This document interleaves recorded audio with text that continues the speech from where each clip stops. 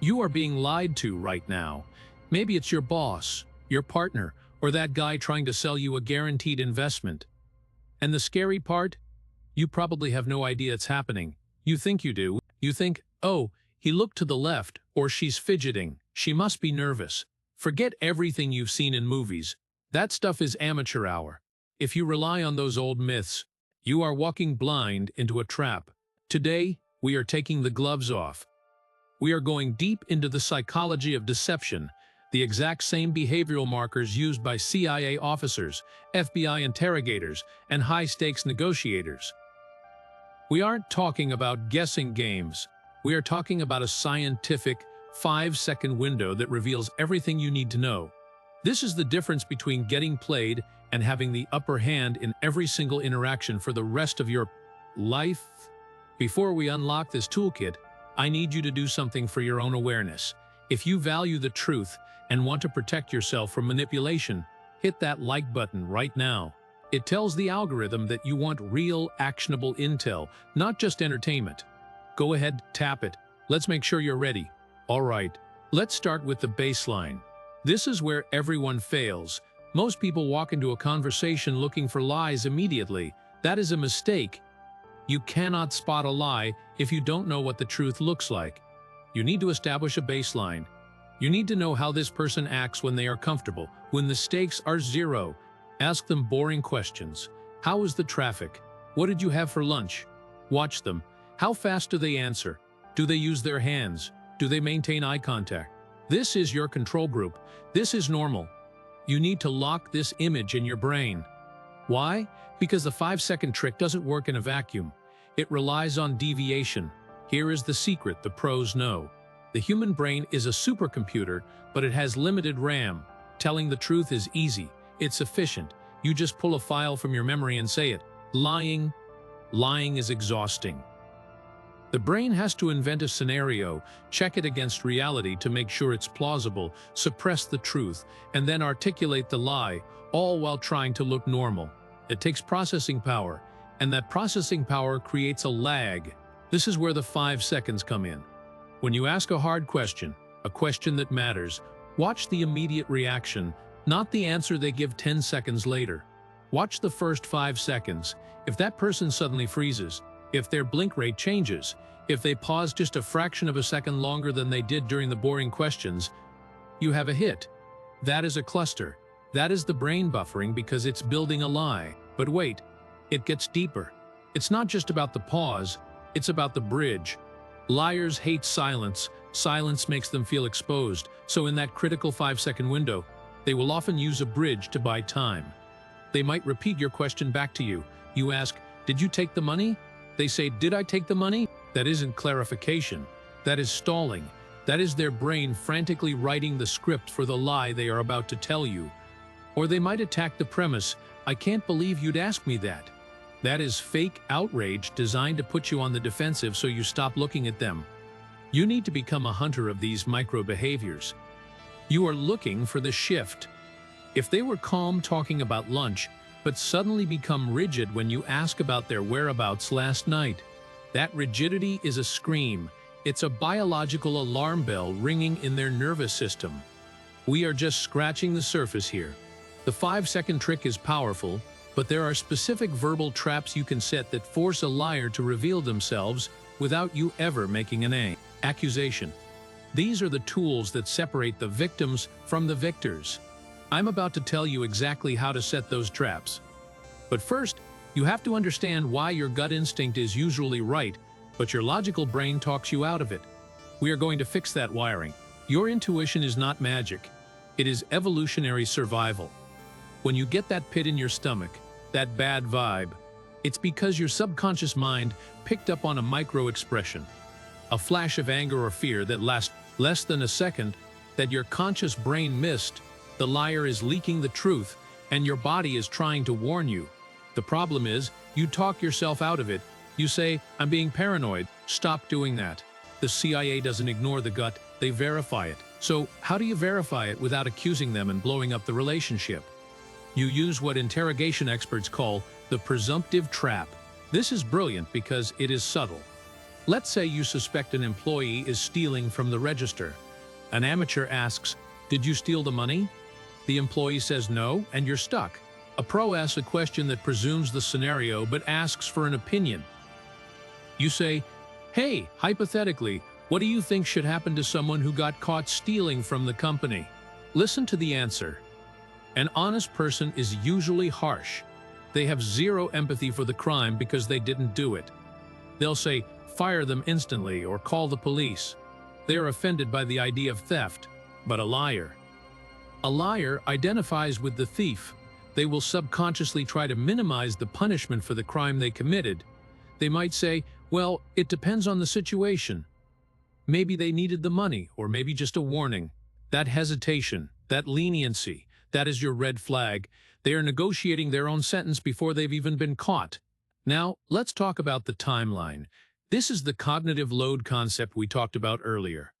When someone invents a lie, they almost always script it chronologically, start to finish.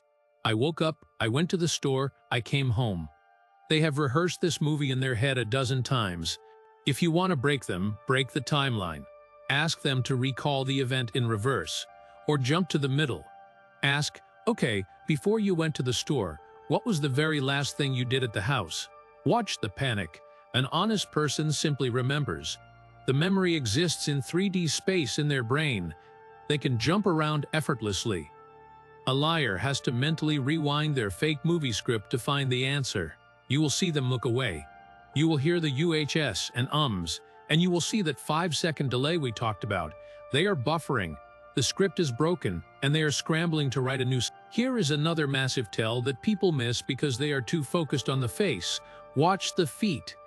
Joe Navarro, a famous counterintelligence agent, calls the feet the most honest part of the body. We are taught from childhood to control our faces. Smile for grandma, don't look bored. But nobody tells us to control our feet. When two people are engaged in a conversation, their feet point at each other. It shows interest and connection. But if you are talking to someone and their torso is facing you, but their feet are pointed toward the door, they want out. Subconsciously, their body is already making an escape. If you ask a tough question, and suddenly their feet shift from pointing at you to pointing at the exit, that is a physical manifestation of the flight response. They feel threatened by your question. I want to pause here for a second because this happens to everyone. Think back to a time when you knew someone was lying, you felt it in your gut, but you let it slide because you didn't have proof, and then later you found out you were right. It's a terrible feeling, isn't it? If that has happened to you, go down to the comments and type, "I knew it." Let's see how many of us have ignored our own survival instincts. Now, we have to address the most dangerous type of liar, the one who doesn't look nervous, the one who looks happy. It's called duping delight. Sometimes, when a liar thinks they have successfully fooled you, they will flash a very quick, subtle smile. It's inappropriate. You're asking about something serious, maybe a missing payment or a cheating spouse. And for a split second, they smirk. That is narcissism. They get a chemical high from controlling your reality. If you see a smile when there should be fear or sadness, you are dealing with a manipulator of the highest order. But here is the catch. Everything I just told you, the timeline jumping, the feet, the presumptive trap, it all relies on you keeping your cool. If you get angry, you lose. If you yell, you give them data. The best interrogators are the calmest people in the room. You need to be a mirror. You need to be silence, because in the next block, I'm going to show you the kill shot. This is the final technique used to get a confession when you know they are lying but they just won't break. It's risky. It's psychological warfare. And once you use it, there is no going back. The kill shot isn't about aggression. It isn't about slamming your fist on the table like a bad TV cop. If you do that, the liar goes into fortress mode. They clam up. They deny. They lawyer up.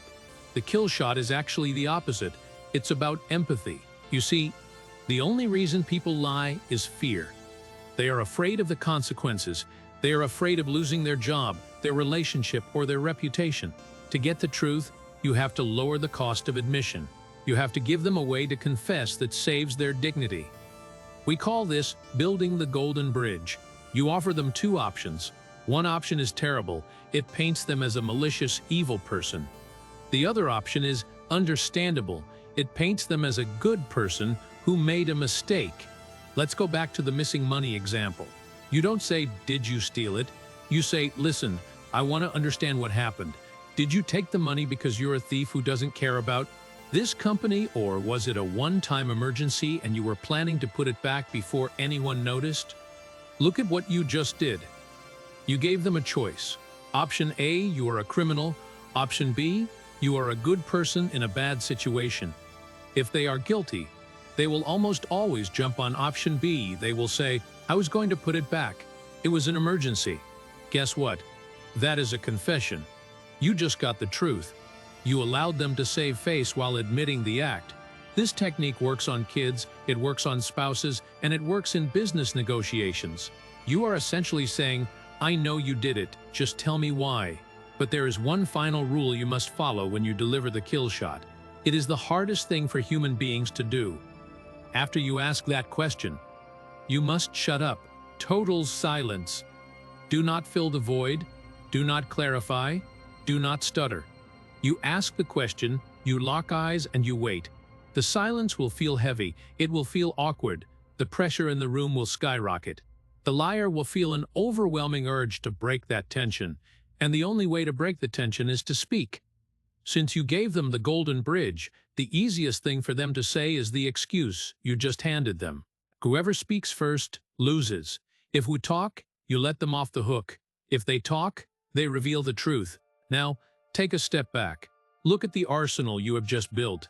You know how to establish a baseline. You know the 5-second buffer rule. You know to watch the feet, not the face.